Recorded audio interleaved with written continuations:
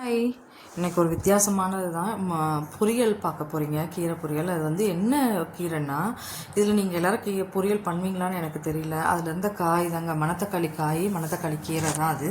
மணத்தக்காளி காயெல்லாம் கொஞ்சம் தனியாக எடுத்து வச்சுருக்கேன்.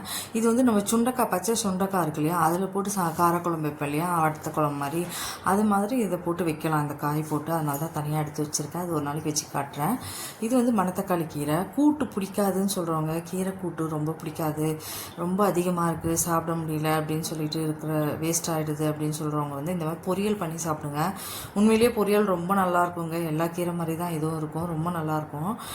எப்படி பண்ணுறது பார்க்கலாம் வாங்க. இந்த மாதிரி கீரையை நல்லா அலசிட்டு இந்த மாதிரி நல்லா பொடி பொடியாக நறுக்கி வச்சுக்கோங்க. சாப்பிட்றதுனால சாப்பிட்றதுல போடலாம். நான் இந்த மாதிரி கையில் கத்திலே பொடியாக நறுக்கிக்கோங்க. ஒரு வெங்காயம் நல்லா பொடியாக நறுக்கி எடுத்து வச்சுக்கோங்க. ஒரு 4-5 பல் பூண்டு நல்லா தட்டி கல்லில் தட்டிட்டு நச்சு எடுத்துக்கோங்க. அவ்வளோதான். இதுக்கு வந்து தேவையான பொருள் எடுத்துக்கணும்.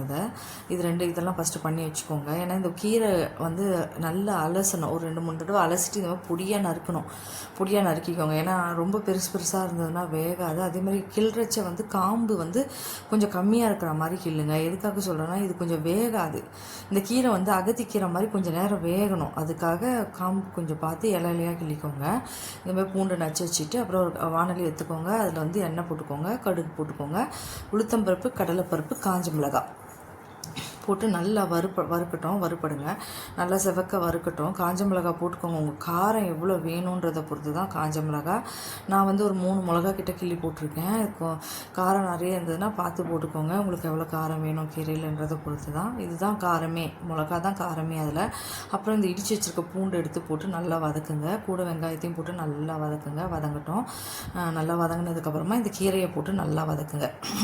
இந்த கீரை வந்து தட்டு போட்டுலாம் மூடக்கூடாது. அப்படியே போட்டு நல்லா வதக்கி தான் வேக வைக்கணும். ஏன்னா கீரை பொறுத்தவரை தட்டு போட்டோ குக்கர்லேயோ வைக்கக்கூடாதுன்னு சொல்கிறாங்க. பட் எனக்கு தெரியல அது எதுக்காக சொல்கிறாங்கன்ட்டு. பட் நான் ரொம்ப யோசித்து தான் பண்ணுவேன். காம்பு இல்லாத மாதிரி மோஸ்ட்லி பார்த்துக்கோங்க. இந்த காம்பு வந்து கொஞ்சம் குச்சி மாதிரி இருக்குமா, அது வேகாது. அதனால் இந்த கீரையை அதில் போட்டுட்டு நல்லா வதக்குங்க. உப்பு போட்டுட்டு முதல்ல உப்பு போட்டுறாதீங்க. கீரை கொஞ்சம் நல்லா வதங்கினதுக்கப்புறம் உப்பு போடுங்க. இந்த உப்பு போடுற வீடியோ எதுவும் மிஸ் ஆகிடுச்சு. உப்பு வதங்கினதுக்கப்புறம் போடு. எதுக்காக சொல்கிறேன்னா, இப்போ குவான்டிட்டி நிறைய இருக்க மாதிரி இருக்கு இல்லையா, நீங்கள் வதங்கினதுக்கப்புறம் குவான்டிட்டி கம்மியாகிடும்.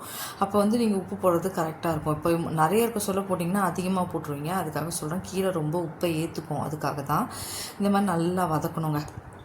லைட்டாக தண்ணி தெளித்து விட்டுட்டு அப்படியே நல்லா பரப்பி விட்டு வதக்க விடுங்க. நல்லா வதங்கட்டும் கீரை. நல்லா வதங்கினதுக்கப்புறம் நல்லா ஃப்ரெஷ் தேங்காவாக இருந்தால் நான் துருவி போடுறவங்க துருவி வச்சுருந்தீங்கன்னா போட்டுக்கோங்க. நான் மிக்ஸி ஜாரில் ஒரு ஊட்டி போட்டுட்டேன்.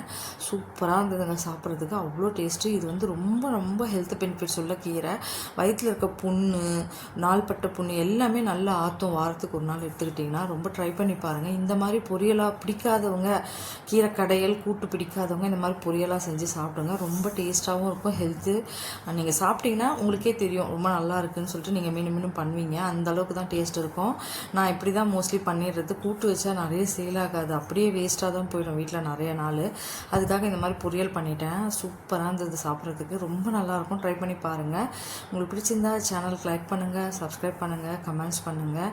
யாரும் இந்த சேனலில் கமெண்ட்ஸே பண்ணுறதில்ல, சப்ஸ்கிரைபும் பண்ணுறதில்ல. ப்ளீஸ் சப்ஸ்கிரைப் பண்ணுங்கள், கமெண்ட் பண்ணுங்கள். சேனலுக்கு கொஞ்சம் சப்போர்ட் பண்ணுங்கள். 1 இயர் கிட்டத்தட்ட ஆக போகுது. தேங்க்யூ.